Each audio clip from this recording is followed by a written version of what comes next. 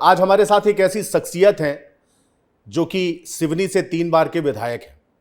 राजनीति उन्हें विरासत में नहीं मिली, बल्कि जनता की समस्याओं को देख देख के जनता ने उन्हें अपना नेता बनाया और नगर निगम के पार्षद से लेकर के और विधायक तक का सफर तय किया। जाहिर सी बात है, ये जो पूरी यात्रा रही वो आसान नहीं रही होगी, क्योंकि वो ना तो किसी दल में थे और ना ही किसी विचारधारा को सपोर्ट करते थे। उनकी सिर्फ एक ही विचारधारा थी, आम जनता के हक की लड़ाई।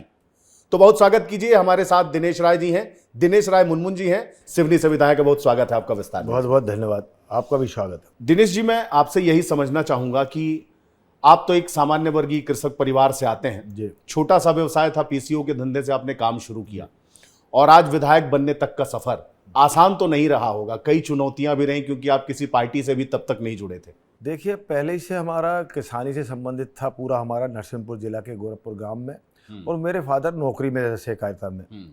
और जो आप पीसीओ बोल रहे हो वो मेरा एक्चुअल में ऑफिस था, मेरा स्टोन क्रेशर थी उस समय, कार्यालय था। हाँ, कार्यालय था। और उस समय नया नया चल रहा था, आपको देखते होगे जी, बात करने के लिए जो इंटरनेट की व्यवस्थाएं नहीं थी, तो उस समय पीसीओ का एक अच्छा माहौल था। इसलिए उसका पीसीओ उसमें मैंने लिया हुआ था और उसी में मैं अपना ऑफिस रखता था। और मैं इस तरीके से अपने काम को बढ़ाते बढ़ाते अपने पढ़ाई लिखाई के साथ साथ 98 करीब में पार्षद का चुनाव लखनादौल नगर परिषद में लड़ा मैं। उस समय मैं निर्दलीय जीता। उस समय मेरे भाई को लड़ना था, लेकिन मोहल्ला वालों ने मुझे मौका दिया तो मैं लड़ा, और उसमें मैंने अच्छा वर्क किया। तो लोगों ने मुझे वहाँ का अगला अध्यक्ष के लिए ऑफर किया, तो मैं अध्यक्ष बना। और अच्छा वहाँ काम करने की वजह से सिवनी से जो डिस्ट्रिक्ट सीट 60 किलोमीटर दूर है सिवनी, वहाँ से मैं पहला चुनाव 2008 में लड़ा निर्दलीय। वो पहला मैं हारा वहाँ से, उसमें कांग्रेस की जमानत जब्त हुई। फिर मैंने लगातार प्रयास किया। तो उस समय मेरे फादर ने मेरे से बोला कि मुनमुन, ना हम राजा महाराजा परिवार से आते हैं, न किसी नेता की तुम औलाद हो, इसलिए ये काम मत करो। तुम्हें कोई टिकट तो दे नहीं रहा पार्टी में। हाँ डैडी, कोई टिकट देने को तैयार नहीं है, किसी भी पार्टी मुझको ऑफर नहीं दे रही। वो मुझे समझ रहे हैं कि वोट काटू है, इसके लड़ने से इसका चुनाव जो जीत रहा है, इसलिए इसको लड़ने दो। तो फिर उन्होंने बोला कि तुम चुनाव मत लड़ो। बोले बहुत हो गए, एक लड़ चुके तुमने और तुम्हारा बस का नहीं है सिवनी में लोगों के लिए काम करना, तुम छोड़ो, मत लड़ो। तो मैंने फादर से बोला, फादर एक बार मुझे और लड़ने दीजिए इस चुनाव को, क्योंकि मैं इस बार जीत जाऊंगा। इस बार जनता ने मुझे बहुत कम वोटों से हराया है। लोगों ने मेरे प्रति जिस तरीके से मैं जात का कलार हूँ, मेरा व्यवसाय भी उस समय कलारी का था, मैं शराब ठेकेदार भी था, जिस कारण मेरे को लोगों में भ्रम फैला दिया गया कि मुनमुन राय गुंडा है, मुनमुन राय ऐसा है वैसा करके। लेकिन जनता मुझे जान चुकी है और मैं उम्मीद करता हूँ मैं जीतूंगा। तो उन्होंने एक शब्द बोला, अगर तू चुनाव हारेगा तो फिर दोबारा चुनाव कभी लड़ेगा, राजनीति करेगा? मैं डैडी प्रॉमिस करता हूँ, मैं हार गया तो चुनाव कभी जिंदगी में लड़ूंगा और नेतागिरी नहीं करूंगा। तो उन्होंने कहा सब थे, तो बेटा अगर तू जीतेगा तो सिवनी के हित में होगा और हारेगा तो हम मेरे परिवार के हित में होगा, क्योंकि तू हारने के बाद पूरा ध्यान अपने परिवार में लगाएगा, व्यवसाय में बड़ा उद्योगपति बनेगा। बोले ऐसे कई विधायक तेरे पास आके बैठेंगे। तो निश्चित है, मैंने उस बार उनसे प्रॉमिस किया और मैं चुनाव 2013 का लगभग 21,000 वोटों से निर्दलीय जीता मैं।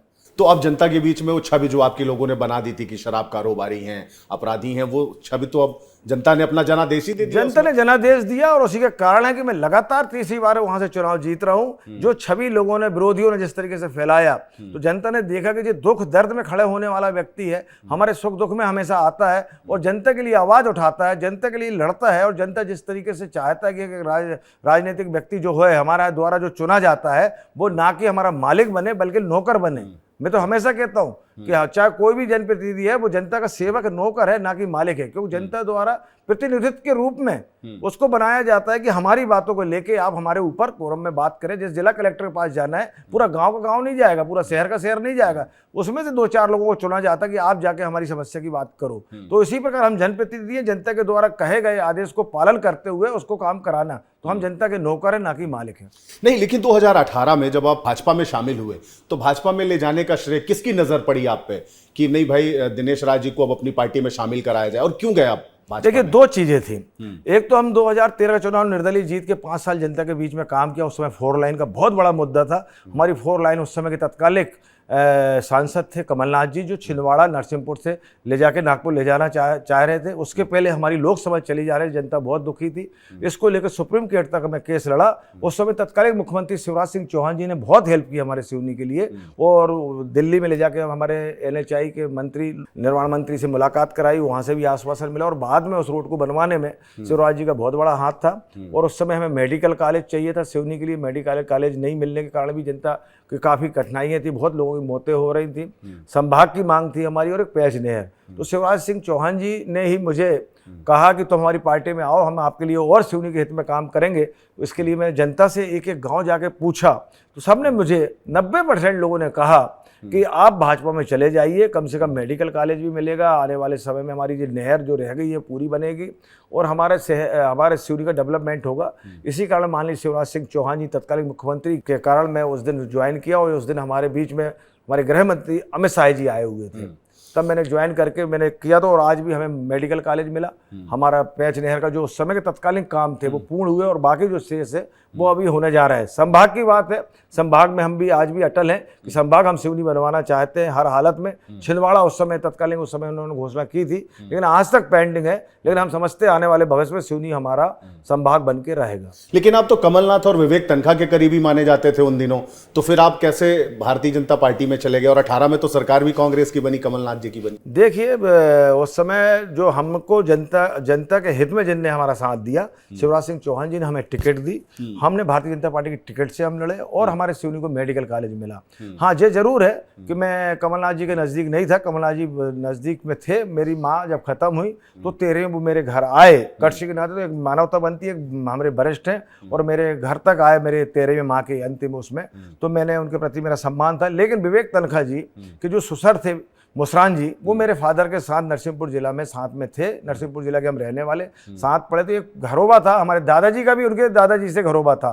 तो इसलिए जब वो मेरे से उन्होंने पूछा कि मुनमुन मैं राज्यसभा लड़ना चाहता, उसके पहले लड़ा था, मैं हार गया, 58 है हम लोग, 58 से 57 कब हो जाएंगे पता नहीं चलेगा, 58 ही वोट चाहिए, अगर तुम मुझे साथ दोगे तो मैं चुनाव में आगे के लिए प्रयास करूंगा। तो मैंने उनको कमिटमेंट किया, मैं निर्दलीय विधायक था, मैंने कहा मैं आपको साथ दूंगा चाहे कुछ भी हो, और निर्दलीय रहते हुए मैंने उनका साथ दिया और आज वो जीते। इसलिए ये कहना उचित नहीं होगा कि मैं कांग्रेसियों को सहयोगी था, नहीं, मेरा पारिवारिक संबंध थे, मेरे दादा के, मेरे पिता के और विवेक तनखा जी से मेरे खुद के अच्छे ताल्लुकात थे, आज ही मेरे बहुत अच्छे संबंध हैं, इसलिए मैंने उनको उस समय निर्दलीय के रूप में वोट किया। अभी भी संबंध वैसे ही हैं जैसे थे? घनिष्ठ बिल्कुल बिल्कुल वैसे ही घनिष्ठ संबंध है। आज भी अगर मुझे लगता है कि मुझे कोई न्यायालय प्रक्रिया में जाना होगा, कोई आवश्यकता होगी, तो विवेक तनखा जी मेरे साथ अवश्य खड़े होंगे। तो जब कमलनाथ सरकार गिरी तो भारतीय जनता पार्टी ने आपको कुछ जिम्मेदारी दी या कांग्रेस ने आपको टटोलने की कोशिश की कि किधर है मुनमुन? आप तो भाजपा में शामिल ही हो चुके थे उस समय। बहुत कोशिश किया उन्होंने, हाँ। यहाँ तक कोशिश किया कि मेरे घर तक उन्होंने बहुत नेताओं को पहुंचाया, लेकिन मेरा कमिटमेंट था। मेरे शिवराज सिंह चौहान जी ने भी एक बार बोला कि मुनमुन यार ये भ्रांति चल रही है कि बहुत लोग तुम्हारे पास आ रहे हैं और कहीं तुम्हारा ऐसा तो नहीं है कि कहीं कांग्रेस तरफ झुकाव हो। मैंने कहा मेरा कमिटमेंट है, मैं जब वचन का पक्का हूँ, मैंने जवान अगर दिया हूँ, मैंने अगर जवान दिया हूं कि मैं आपके साथ हूं, मैं आपके साथ हूं, और नहीं रहना चाहूंगा तो मेरा कोई रोक नहीं सकता। मेरे को जहां जाना मैं मन की मर्जी की राजा हूं, मैं निर्दलीय जीत के आ सकता हूं, तो मुझे इस बात की चिंता नहीं है कि मैं कुछ करूं। लेकिन भारतीय जनता पार्टी मेरी मां है, उनने मुझे टिकट दिया है, तो मैं गद्दार नहीं, धोखेबाज नहीं है। इसलिए उस समय जिस समय लोग कांग्रेस तरफ दौड़ रहे थे, उस समय भारतीय जनता पार्टी का दामन थामा और लग भी रहा था कि उस समय कांग्रेस सरकार आ रही है। लेकिन हमको भारतीय जनता पार्टी की सरकार में हमको मेडिकल मिलना, हमारे बचे हुए गाँव में पेच नहर को पानी चाहिए। आज हमारी 4 लाइन बनी है, सिर्फ संभाग का और हमारा बड़ा मुद्दा है वो आएगा, और हमारी लोकसभा जो छिनी है उसको इस परिसीमा में हमें लाना है। ये बड़े मुद्दे को लेके है और हमें सिवनी के लिए हमारी भारतीय जनता पार्टी ने बहुत कुछ दिया। उस समय अगर कमलनाथ जी की 15 महीने की सरकार में उनके पास गया, मैंने बोला कि साहब आप मेडिकल कॉलेज हमें सिवनी दे दीजिए। उन्होंने क्यों देंगे? बोले छिंदवाड़ा में तुम्हें क्या आवश्यकता है? बोले नहीं दे सकते। भूमि पूजन करने वाली जगह शिवराज सिंह चौहान जी ने 2018 में चुनाव के पहले भूमि पूजन कर दिया, उसको निरस्त कर दिया उन्होंने कमलनाथ जी की सरकार ने। तो मैं कह सकता हूं भारतीय जनता पार्टी की सरकार में आने से सिवनी का हित ही हुआ है और सिवनी का आगे विकास में बहुत गति मिली है। तो शिवराज सिंह चौहान तो अब चले गए, दिल्ली केंद्र की राजनीति में चले गए हैं, जो आपको भाजपा में लाए थे। अब आपका झुकाव अभी भी भाजपा के साथ उसी तरीके से है? अभी जो वर्तमान में मुख्यमंत्री हैं और जो मंत्री हैं उनका प्रेम आशीर्वाद उसी तरीके से है? देखिए, जब मैं निर्दलीय जीता था तब भी हमारे मोहन जी उस समय हमारे विधायक थे, उस समय भी हमारे बहुत उच्च ताल्लुकात थे। और मैं बताना चाहूँगा अभी तक 2.5 साल में माननीय मोहन यादव जी हमारे मुख्यमंत्री 7 बार सिवनी जिला आ चुके, 4 बार तो मंची कार्यक्रम हमारे सिवनी में कर चुके हैं वो। और सिवनी में अभी उन्होंने 2nd फेज का मेडिकल कॉलेज का हमारा हॉस्पिटल दिया, लगभग 300 करोड़ से ऊपर का। तो मैं कह सकता हूँ शिवराज सिंह चौहान जी के समय में हमें जो आशीर्वाद मिला वही आशीर्वाद अब मोहन जी की सरकार में, मोहन जी के रहते हुए, मुख्यमंत्री रहते हुए मिल रहा है। और हम उम्मीद करते हैं कि दोनों मुख्यमंत्री हमारे लिए बहुत लकी हुए हैं। सिवनी का बहुत विकास हुआ और कहीं ना कहीं भारतीय जनता पार्टी सरकार ने मुझ पर भरोसा किया है, तो कहीं गद्दारी करने का सवाल ही नहीं उठता कि मैं किसी और पार्टी में जाने की बारे में सोच सकूं। नहीं तो आप पार्टी के एक सच्चे सिपाही हैं, आपने अपने आप को साबित किया, निर्दलीय चुनाव लड़े जीते, फिर आप भारतीय जनता पार्टी से लड़े जीते, फिर आप भारतीय जनता पार्टी से लड़े जीते। तो मंत्रिमंडल विस्तार की जब बातें आती हैं तो मुनमुन राय का नाम आता है कि भाई सिवनी से इनको मंत्री बनाया जाए, और आपकी प्रतिबद्धता भी पार्टी के लिए रही है। तो क्या ऐसा माने आपके समर्थक, आपके चाहने वाले, आपके क्षेत्र की जनता की जब मंत्रिमंडल विस्तार होगा तो उसमें आपका नाम आएगा? देखिए, हमारा नाम आए चाहे ना आए इसकी हमें चिंता नहीं है, लेकिन ये जरूर है सिवनी की जनता चाहती है कि सिवनी में किसी को नेतृत्व मिले। आपकी किसी बड़े नेता से बात हुई जिसने आपसे पूछा हो कि दिनेश बनना चाहते हो मंत्री, या तुम्हें सोच रहे हैं, या आपने कहा हो कि ऐसा प्रतिनिधित्व चाहिए? नहीं, ना किसी ने मुझसे पूछा है, ना मैंने अभी तक किसी से बोला हूँ। मैं तो ये मांगता हूँ जो दायित्व है पार्टी को अगर उचित लगेगा, जिस व्यक्ति को बनाना वो बनाए। पार्टी को जब लगेगा बेहतर कि कौन व्यक्ति की कब आवश्यकता है, किस लायक है वो, उसका जब उपयोग करेगी। तो टीस है इस बात की कि पहली बार के विधायकों को मंत्री बना दिया, हम तीसरी बार के हैं, पार्टी के प्रति इतने कमिटेड भी हैं, इसके बावजूद भी नहीं बन पाए? नहीं, ऐसा कोई कमिटमेंट नहीं, ना मुझे टीस है। मुझे तो ऐसा लगता है मेरी किस्मत में जो लिखा होगा मिलेगा, और अभी तक तो मैंने अपनी दम पे हासिल किया हूँ जो भी मुकाम था मुझे। मेरा हित होना नहीं होना ये अलग बात है, लेकिन मेरे हित में ये है कि आज 2 बार टिकट देकर मुझे सिवनी का नेतृत्व करने का मौका पार्टी ने दिया है, यही मेरे लिए पर्याप्त है। लेकिन आपके बारे में बड़ी आम बात है कि आप अपने स्तर पे ही लोगों की बहुत मदद करते हैं। आप मदद करते समय कभी देखते नहीं है कि ये किसका वोटर है, किसको वोट दिया, कौन से जाति का है, वर्ग का है, धर्म का है। आप अपनी जेब से भी उसकी मदद करते हैं, इसके लिए आप जाने जाते हैं। लेकिन वहां का पलायन क्यों नहीं रुक पा रहा है? सिवनी के लोग आज भी पलायन कर रहे हैं रोजगार के लिए। आपको लगता है कि रोजगार का एक बड़ा हब वहां पे बनाना चाहिए? निश्चित है, वहाँ पर एक वास्तव में व्यवसाय उद्योग होना चाहिए, बड़े बड़े होना चाहिए, जिसकी वजह से हमारे लोगों को रोजगार वहीं पर मुहैया हो। क्योंकि हम देखते हैं हमारा ट्राइबल बेल्ट बहुत है, आदिवासी भाई बहन बहुत हैं, और नागपुर लगा हुआ है, और अधिकांश बड़ी शहर होने के कारण, नागपुर नगर निगम होने के कारण यहाँ के लोग वहाँ पलायन करते हैं। अभी हमारे यहाँ खेती के भी बहुत काम है। अभी हम आपसे बताना चाहेंगे कि अगर हमारे गांव में भी कोई काम निकलता है तो लेबर हमको मिलती नहीं है, शहर में भी नहीं मिलती है। अब पहले जैसे समय नहीं है, उस समय जब हमें शिक्षा नहीं मिलती थी तो लोग बहुत बेरोजगार लगते थे। आज हर बच्चा शिक्षित हो गया है, लेकिन खुद का भी व्यवसाय, खुद का भी काम है, लेकिन उनको लगता है कि नौकरी ही करना। मैं तो हमेशा अपनी जनता से, अपने उन युवा लोगों से बोलता हूँ, मैं उनके कार्यक्रमों में जाता हूँ, मैं बोलता हूँ कभी नौकर मत बनो, मालिक बनो। गरीब परिवार में पैदा होना जी हमारी मजबूरी हो सकती है, लेकिन गरीब रहते हुए अगर हमारी उसमें अंतिम मौत हो जाए तो जी हमारी नाकामी है। हम में कमी है कि हमने अपने जीवन को उस स्तर पर नहीं जी पाया, या हमने उस चीज़ को हासिल नहीं कर पाया। नौकरी के लिए जो आप देख रहे हैं इस समय प्राइवेट तरफ हम बढ़ रहे हैं, तो अब उम्मीद आप मत लगाइए कि गवर्नमेंट सर्विसें बहुत खुलेंगी और बहुत मिलेंगी। कहीं ना कहीं अब निजी कामों में ही लोगों को इतना काम मिल रहा है कि अब गवर्नमेंट सर्विस करना के लिए बहुत कम लोग बचे हैं। आप बहुत ज़्यादा स्पष्ट और बेबाक कहने के लिए जाने जाते हैं, अपनी बात पूरी ताकत के साथ और साफ गोई के साथ आप रखते हैं। अभी मानसून सत्र चल रहा है, और ऐसे में यूसीसी समान नागरिक संहिता का मुद्दा जो लेकर मुख्यमंत्री आए हैं, भारतीय जनता पार्टी लेकर आई है, आप इसके पक्ष में हैं? आपको लगता है कि प्रदेश के हित में है? बिल्कुल प्रदेश के हित में है, और मैं समझता हूँ सबके हित में है। मैं कहता हूँ आदिवासी भाइयों के लिए भी, उनकी भी जो भी रीति रिवाज है उसमें कोई हस्तक्षेप नहीं किया जा रहा, ना हमारे मुस्लिम भाइयों में उसमें किया जा रहा। आपके रीति रिवाज आप करिए, लेकिन ये सही बात है। मैं कहता हूँ इसमें सबसे ज्यादा अगर फायदा होने वाला है हमारी मुस्लिम माता बहनों को होने वाला है। इस बात को समझना पड़ेगा मुस्लिम समाज को। 3 तलाक में भी हमारी माता बहनों को फायदा मिला है। मैं कहता हूँ कि आज मैं पुरुष हूँ, आज मैं सक्षम हूँ, तो मैं क्यों चाहूंगा कि 2 और 3 पत्नी रखूं? कल मैं कहता हूं कि मेरी माँ, आज मेरे जो पत्नी है, कल मेरे बच्चे की वो माँ है, कल को उसको बच्चे को लगा कि मेरे पिता ने तो 2-2 3-3 पत्नी रख लिया, उसका हक छीन लिया। या मेरी बहन है, आप इस तरीके से आप करोगे तो मेरी बहन के साथ अगर अन्याय होगा, तो ये बात मुस्लिम समाज को समझना चाहिए। आज आप अपनी पत्नी, 2 पत्नी, 3 पत्नी के वाले कानून के लिए तड़फ रहे हो, कल वही तुम्हारी बेटी, तुम्हारी माँ, तुम्हारी बहन होगी, उसके साथ अगर ऐसा होगा क्रूरता, तो आप कहाँ सोच रहे हैं? इसलिए ये कानून मैं समझता हूँ माता बहनों के लिए भी बहुत आवश्यक है, दत्तक पुत्रों के लिए आवश्यक है, लिविंग रिलेशन में रहने वालों के लिए भी आवश्यक है, तमाम समाज के लिए आवश्यक है। इस धरती में आप रह रहे हो, यहाँ का एक देश है, एक झंडा, एक निशान है, तो फिर आप इसको विविधता क्यों लाना चाहते हो? कांग्रेस तो लेकिन विरोध कर ही रही है, देखिए लगातार विरोध कर रही है ओसीसी का, कह रहे हैं कि अचानक से लाया गया है। देखिए, कांग्रेस का काम है संतुष्टि करना, इनको तो वोट बैंक की राजनीति करना, मुस्लिम समाज की वोट इनको मालूम है कि इनको ही मिलना है।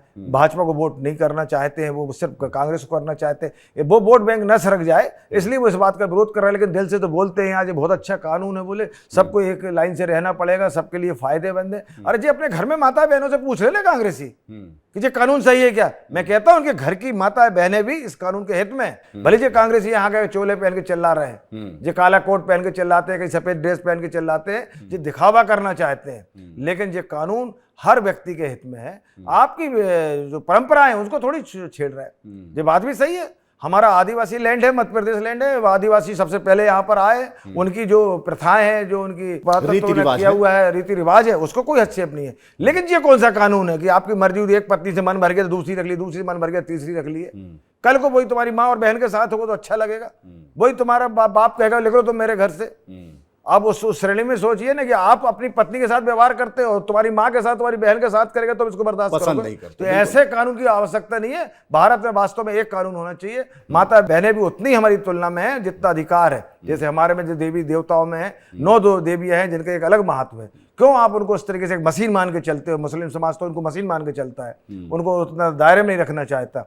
लेकिन हम चाहते हैं कि हमारे भारत में एक कानून के पालन करने वाले ही लोग होना चाहिए। अगर दूसरा कानून जिनको आवश्यक है वो इस देश छोड़ के अपने दूसरे जो सर्वे आया है उसमें तो 80% मुस्लिम महिलाओं ने जो है इसमें अपना समर्थन दिया है, कहा है ये कानून लागू होना चाहिए। सिवनी में मुस्लिम मतदाताओं की क्या संख्या और आपको आप वोट देता है या नहीं देता है? देखिए, जब मैं निर्दलीय था उस समय मेरे को कम से कम 50% से ऊपर मुस्लिम समाज ने वोट दिया।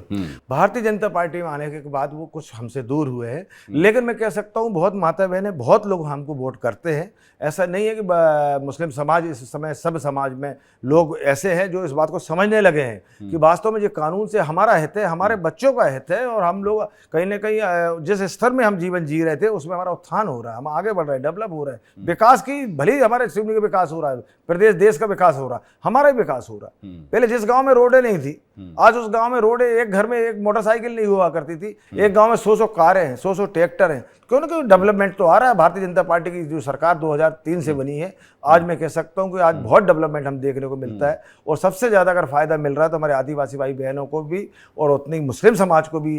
चाहे 2 किलो वाला अनाज हो, चाहे पेंशन हो, चाहे शिक्षा हो, जो सब्सिडी है, बराबर का अधिकार उसमें मिल रहा है। हमारी सरकार इसमें कहीं उसमें भेदभाव नहीं कर रहा। अगर आपको हमारे कानून से एलर्जी है तो छोड़ दीजिए हमारी सभी योजनाओं को, इसमें क्यों नहीं करते? आप मुफ्त की चीज को लेने को पकड़ते हो, और कोई कानूनी बात आती है, सम्मान की बात आती है, इस बात का कांग्रेस को डर है कि ये मुस्लिम पुरुष तो हमारे साथ खड़े हैं, ऐसा ना हो जो माता बहनें भारतीय जनता पार्टी तरफ ना चले जाएं तो हम दोबारा सरकार नहीं बना पाएंगे। इस बात को लेकर वो संतुष्टि करने के लिए उनके साथ खड़े हुए। बाकी उनका भ्रम है कि हम साथ दें कि ना दें। नहीं तो क्या भारत का या मध्य प्रदेश का अगर मुस्लिम की बात की जाए तो भारतीय जनता पार्टी के साथ नहीं है, उसका वोटर नहीं है? मैं बहुत कम मानता हूं कि बहुत कम वोट करते हैं। मैं तो ये मानता हूं, एक बार जो बात आप खरी खरी बोल रहे हैं, मैं तो यह बोलना चाहता हूं मुस्लिम समाज से कि आप इस दूरी को पाट दीजिए। आप क्यों नहीं आ जाते भारतीय जनता पार्टी में? आपको क्यों लगता है कि भारतीय जनता पार्टी मुस्लिम विरोधी है? आप आ जाइए, इतनी संख्या में आप भी बहुत आए हो जाइए भारतीय जनता पार्टी में। आएंगे, आपके साथ भी एक समानता का व्यवहार मिलेगा, एक समानता का आपको कानून मिलेगा। आप दूर रहोगे, साथ नहीं दोगे और ऊपर से बोलोगे कि हम आपके विरोधी हैं, तो ऐसा कानून नहीं चल सकता, ऐसा रीति रिवाज नहीं हो सकते। नहीं, लेकिन आपके ही पार्टी के कई नेता जो हैं मुस्लिम विरोधी बयानबाजी करते हैं, तो हो सकता है उस वजह से भी कहीं एक डर हो कि भाई ये मुस्लिम विरोधी लोग हैं। बहुत सारे ऐसे नेता हैं, नाम किसी का नहीं लूंगा मैं। देखिए, वो एक घर, एक परिवार होता है, 4 बच्चे होते हैं, 4 बेटे होते हैं, 4 बहुएं होती हैं, हर घरों में बर्तन बचते हैं, तो उनमें से कोई बेटा का कुछ अलग तरीका होता है, जीने का, बोलने का तरीका किसी का अलग होता है।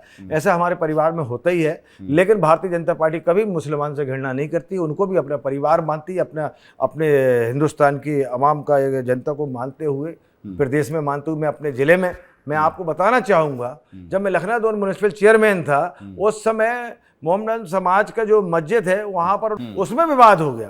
तो मैंने उनको समझाया कि तुम 2 दल लड़ रहे हो आपस में। मैंने कहा पुलिस आके आपकी नमाज करवा रही है शुक्रवार को, वहां पर हुआ, बैठे सब, तो वहां पर यह हुआ कि आपको अध्यक्ष बनाया जाता है इस कमेटी में। मतलब मोहम्मदन समाज दोनों दल लड़के एक होकर बनाने को तैयार हुआ। मैंने उनका स्वीकार किया कि मैं आपका ऐसे निर्णय को स्वीकार करता हूं, लेकिन पद में न रहते हुए एक संयोजक, एक आपका संरक्षण के रूप में मैं आपका साथ दूंगा, लेकिन समाज से ही आप बनाओ। ऐसा नहीं है, मोहम्मदन समाज में अच्छे लोग हैं, वो भी हमारे यहाँ दुर्गा जी रखती थी, जिसमें हमारे वाहिद भाईजान पार्षद हुआ करते थे, वो उस समिति के अध्यक्ष रहे। तो मतलब हिंदू मुस्लिम सब भाई भाई वाली बात जो है, लेकिन आज किसी को लगता है कि चश्मा से देखते हैं कि मुस्लिम और हमारे भारतीय जनता पार्टी में कहीं ना कहीं दरार है। ऐसा नहीं है। एक समय आएगा जब मुस्लिम समाज अच्छे से समझेगा भारतीय जनता पार्टी ने हमारे हितों की रक्षा की है। आने वाला भविष्य भारतीय जनता पार्टी में ही है। तो मैं समझता हूँ कि एक समय आएगा पूरा भारतीय जनता पार्टी में हो जाएगी। विरासत में आपको राजनीति नहीं मिली, आपने जन समस्याएं देखी, लोगों के बीच रहे, उसके बाद आपके मन में आया, आपको जनता ने पार्षद बनाया, आपको नगर अध्यक्ष बनाया, चेयरमैन बनाया म्युनिसिपल कॉरपोरेशन का, तमाम चीजें रहीं, लेकिन आज आप विधायक हैं। अगर दिनेश राय मुनमुन विधायक नहीं होते तो आज क्या होते? आज बहुत बड़ा उद्योगपति होता मैं, बड़ी बड़ी फैक्ट्रियों का मालिक होता मैं। हाँ। क्योंकि मैंने आज तक जो तनख्वाह भी मिलती है वो भी मैंने जनता ही में बांटा हूँ। जब मैं निर्दलीय विधायक था तब मैंने विरोध किया था कि मुझे तनख्वाह नहीं चाहिए, तो मुझे बताया गया, जब तनख्वाह, आपको याद होगा जब यहाँ विधायकों का वेतन वृद्धि हो रही थी तब मैंने आपत्ति लगाई थी कि नहीं, विधायकों क्यों बढ़ाना। उस समय महात्मा गांधी जी देश आजाद करा रहे थे, तब हमारे जो स्वतंत्रता संग्राम सेनानी, इनका ये था कि भाई घर छोड़ के हम जा रहे हैं और देश के लिए लड़ रहे हैं, तो इनके बीवी बच्चों को पालने के लिए कुछ राशि इनको दी जाए, ये उद्देश्य था। लेकिन एक विधायक, एक सांसद और एक जनप्रतिनिधि को किस बात की तनख्वाह दी जाए? तनख्वाह किस बात की दी जाए? आप तो आए समाज सेवा करने, समाज सेवा करो। इनको तनख्वाह देना मैं समझता बेईमानी। लेकिन कुछ हमारे गरीब या कमजोर वर्ग से होते हैं बेचारे, उनको आवश्यकता हो सकती है। मुनमुन राय जैसे व्यक्ति को तनख्वाह की या बंगले की आवश्यकता नहीं हो सकती। व्यापार अपनी जगह है, काम अपनी जगह है, लेकिन जनसेवा तो आप कर ही रहे हैं। लेकिन एक बड़ा पुराना विवाद आपको लेके याद आता है, एक पल्लू से हाथ पोंछने का, वो काफी वायरल हुआ था। क्या किस्सा था? अंतिम सवाल है मेरा, उस पर क्या कहना चाहेंगे आप? वो नीता पटेरिया जी का पल्लू बड़ा वायरल हुआ था, उसको ठीक तरीके से पब्लिश किया या गलत था तरीका? वो देखिए, वो मामला खुश मामला नहीं था। वो भाभी आज भी हमारी माँ के समान है, आज भी हमारा उनके साथ उतना ही संबंध है। मैं जाता हूँ, उनके पैर पड़ता हूँ, वो मुझे तिलक लगाती जब भी हम चुनाव में रहते हैं। उस समय कहीं ना कहीं मैं कह सकता हूँ कि जिन लोगों ने उसको बनाया था, डबिंग किया था, उन्होंने उसमें कुछ मिक्सिंग करके इस तरीके से दिखा दिया, जिसके कारण माहौल इतना गंदा हुआ। मैं तो कहता हूँ कि भाभी को तो ठेस लगी, यहाँ तक कि मेरे बीवी बच्चे तक में से बोलते कि आपने करा क्या? 5 साल का मेरा बच्चा था, रात में 12 बजे घर पहुंचे, पापा करे क्या आपने? क्या कर दी थे? टीवी में आप आ रहा है, क्या किया था तुमने? मैं कहा बेटा कुछ किया नहीं, ये तो सिर्फ एक मजाक था बेटा, एक देवर भाभी की मजाक होती है। लेकिन कार्यक्रम खत्म होने के बाद उतरते समय हुआ है। और बाद में जब बात आई, चुनाव महिला आयोग तक गई, जांच भी हुई, सब साफ का साफ हो गया। वो मजाक को मजाक में लिया, ऐसा कुछ नहीं था। वो मेरे से बहुत सीनियर थी, उनके साथ में चुनाव लड़ा था। 2008 का चुनाव में उनके खिलाफ लड़ा था और मैं हारा था। मैं 2nd पोजीशन में, 3rd में कांग्रेस की जमानत जब्त हुई थी। तो उस समय का माहौल था। और उसी समय में 2013 का चुनाव जीता था। 6 महीने हुए और ये कांड हुआ का बना दिया। मेरे विरोधियों ने उसको बहुत हवा देने की कोशिश की है। लेकिन सिवनी की जनता, मतदाता और माता बहनों को मैं धन्यवाद देता हूँ। 10,000 लोग मेरे साथ जमीन में उतर के बाहर आ गए थे कि हमारे बेटे ने ऐसा कोई गुनाह नहीं किया जिसके लिए आप इस तरीके से काम। आपके भाव ऐसे नहीं थे? भाव भी नहीं थे। और एक पारिवारिक माहौल में हुआ था, लेकिन ना इस तरीके से कोई, ना पल्लू को छेड़ा गया था, ना कोई कांड किया गया था। अगर आप मंत्री बनते हैं, मेरा आखिरी सवाल है, अगर आप मंत्री बनते हैं तो सिवनी की जनता के लिए सबसे पहला काम कौन सा करेंगे? देखिए, हम जब पार्षद थे, चाहे अध्यक्ष, चाहे विधायक थे, हम तो नौकर थे, तो नौकर नौकर ही रहेगा। नौकर का काम है ईमानदारी से नौकरी करना, मालिक के प्रति वफादार होना। तो जनता के प्रति वफादार रहेंगे? वफादार रहना। जनता की जो काम है उनको करना ही हमारी नैतिक जवाबदारी है, ना कि अपना हित को देखना। बिल्कुल। तो ये थे हमारे साथ दिनेश राय मुनमुन जी। बहुत धन्यवाद विस्तार न्यूज़ से बातचीत करने के लिए। जैसा कि मैंने आपको बताया था कि बहुत ही बेबाक अंदाज है इनका, बड़ी साफगोई से अपनी बात कहते हैं, किसी भी बात में कोई लाग लपेट नहीं रहती है। पार्टी के प्रति इनका जो कमिटमेंट है वो पार्टी के लोग भी जानते हैं। और सिवनी क्षेत्र में विकास के लिए लगातार ये काम कर रहे हैं। आम जनता को अपने स्तर पे, सरकारी स्तर पे जैसे भी मदद दे सकते हैं वो लगातार मदद करने की कोशिश कर रहे हैं। और खुद को जनता का नौकर कहते हैं। मंत्री हो जाएं, विधायक हो जाएं, पार्षद रहे हों, जो भी जिम्मेदारी में रहे हों, लेकिन है जनता के नौकर। और ये लगातार जीवन भर वो करते रहेंगे। अगली बार किसी और शख्सियत से कराएंगे आपको रूबरू। तब तक मुझे दीजिए इजाजत। नमस्कार।